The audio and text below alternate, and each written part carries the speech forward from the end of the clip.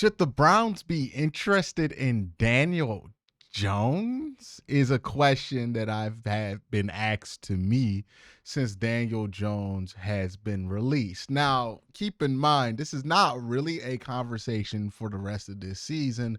I think the Browns are fine with starting Jameis Winston for the rest of this year. If they don't want to do that, they can go to Bailey Zapp or DTR. They have more than enough options to finish the season here. I don't think this is a conversation about this year. I think this is a conversation about this off season, and is Daniel Jones somebody that you might want to give a chance as a bridge prospect? Now, to give this idea justice, I'm not just going to immediately dismiss it, go Daniel Jones, he's weak, he's not good, and kind of just move on from there. I do want to talk about why some people would think that this is a good idea and why it is something that you can't just simply write off. Right now, if you're bringing Daniel Jones in and you're paying him to start, yes, I think that's 100% a mistake. Now, if you just sign Daniel Jones on like a flyer deal in the offseason and he's there to compete for maybe third or second string or maybe even first string if he plays well enough, then I think there's something there, right? If you look at Daniel Jones's career, he follows the trajectory of a lot of guys who underwhelmed in their NFL career, a ton of offensive coordinators and inconsistent support around him offensively. Obviously, Daniel Jones lost Saquon Barkley this year. It looks like the bottom fell off with the New York Giants. And depending on how good of a coach you think Brian Daboll is, that might dictate how you feel about Daniel Jones going forward. There are some people who see him and look at him and think, hey, that could be like a Ryan Tannehill situation where Ryan Tannehill in Miami was not seen as anything close to a good quarterback. He was seen as very much overpaid when he got his extension in Miami, and then went to the Tennessee Titans, Arthur Smith, and kind of reemerged as a pretty solid quarterback for at least a few years in Tennessee. You look at Daniel Jones, you can see similar things along with where Ryan Tannehill was at that point in his career. It's worth noting that Ryan Tannehill was a little bit more productive than somebody like Daniel Jones was in his career, at least early on. But the comp is still there with a Ryan Tannehill, a consistent underperformer, and a Daniel Jones, somebody who also has underperformed relative to the draft position. Also, Daniel Jones has the same kind of athletic ability that Ryan Tannehill had. Like, if you remember, Ryan Tannehill played wide receiver at Texas A&M. He was always a threat to run the ball. The same thing is true with Daniel Jones. And we in Cleveland have seen Daniel Jones play some solid football, especially against us in the week 3 matchup, which might kind of inflate our sense of what Daniel Jones is as a quarterback. So that's the argument for Daniel Jones. I think it's a compelling argument if we're talking about him coming in on a vet minimum deal and taking over potentially for, DTR or Bailey Zapp or something like that.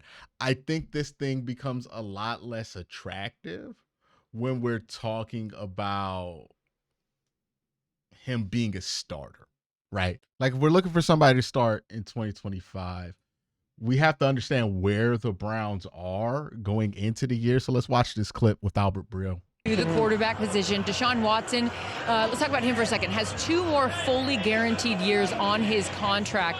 What do you expect to see over the course of the offseason with this organization in that position? Well, for now, Deshaun Watson's focus is on his rehab. He had his surgery in Charlotte. Since then, he's been rehabbing both in Florida and in Ohio. The hope is, as his rehab progresses, he'll be spending more and more time in Cleveland. And like you said, the guaranteed money does complicate this. $92 million fully guaranteed over the next 2 years, $172.77 million in cap charges that the team has to reckon with. And he's probably not going to be healthy in the spring, so the overwhelming likelihood is that he will be on the roster in 2025.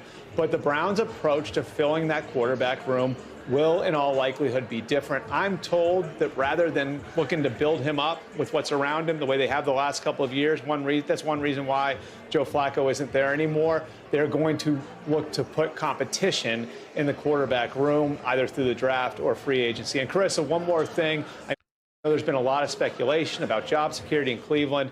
My understanding is that barring something catastrophic happening here over the next 2 months, the Browns' plan is to bring both Kevin Stefanski and Andrew Berry back in 2020. Boom. So there it is. One, Kevin Stefanski and Andrew Berry, both very safe. Two, competition.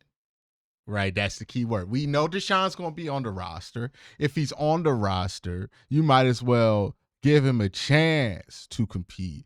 But the period of time where you're just looking at Deshaun as like the de facto starter unchallenged, that's done, right? Like once he comes back from this injury, whether that be in the summertime or in the fall, he's going to have to compete for his job. There's going to be a quarterback competition next year, right? And you could, like, I would not feel great about it being Deshaun Watson versus Daniel Jones, right? Like, I think it will be Deshaun Watson, maybe Jameis Winston would make sense. I could even see the Browns being a bit more aggressive with this, maybe getting a rookie in the draft. But we do know that the Browns' approach has changed. They have signaled that every time they've talked on a microphone since the Achilles injury, that their approach to Deshaun Watson and what the Watson era is and was has changed, will be changed. Now, could it be something as extreme as like going out and paying Sam Darnold, somebody who is having a really good season right now, to compete with you? I think that that's certainly on the table as well. So we'll see what happens there when it comes to the quarterback situation. But what we do know is that expect some movement, right? Like the Browns aren't building around the quarterback anymore. Like Albert Breer said, they're going to really focus some resources on the quarterback position and upgrading the quarterback position because they see it as a position of need with or without Deshaun Watson there. So that's where they're at. Interesting bit of news here. No update yet on JOK. He's still on IR. I think he has one more week before the team has to declare whether he's on season-ending IR or just if he's going to make a return sooner or later. They're going to try to make a return with him. Again, I think the reports on JOK's injury have kind of jumped the shark here. I don't think that this is as dangerous of an injury as some people have reported. There's really been no follow-up on any of those speculations from Mary Kay. So I don't think that this is a career threatener for JOK, but we'll see.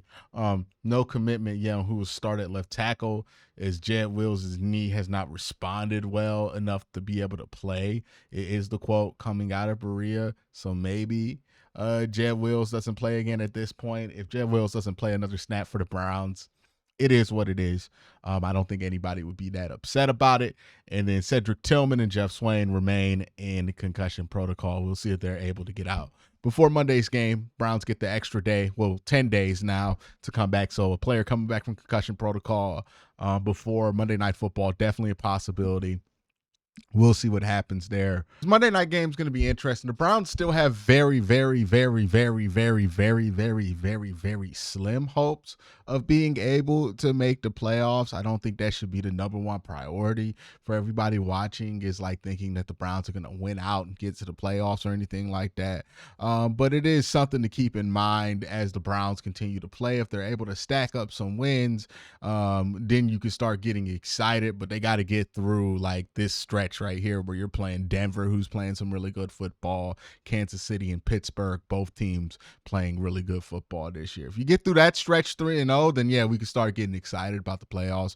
But really, until you do that, the playoffs kind of feel like so far from realistic for this team that it would be unfair to sell that to folks as if it's a realistic possibility right now. Not saying it's impossible, but we'll see. But that's my thoughts on all of this. Let me know what you think in the comment section down below. Y'all have a great day. Have an even better night. Peace.